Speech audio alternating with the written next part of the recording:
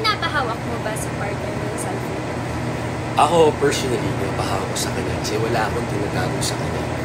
Wala akong dinalike na hindi dapat i-like, wala akong dinidm. So, kung yung partner mo hindi pinapahawak sa iyo yung cellphone mo, medyo kaduda-duda yun. Ano sa tingin mo, mahal?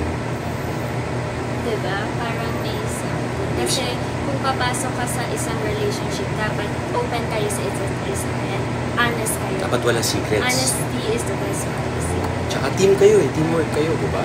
Yun naman yung na-appreciate ko sa kanya. Binibigyan niya ako ng peace of mind ko, kaya okay kami. Parang ito na yung nag-work sa amin, guys. Hindi nyo kami kailangan. Hindi nyo kami kailangan, guys. Pero ganun yung relationship namin.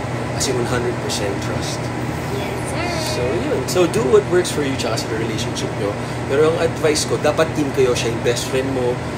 Kayo lang talaga. Partners in crime, lovers, best friends. And may respect talaga kasi. May respect dapat. Okay,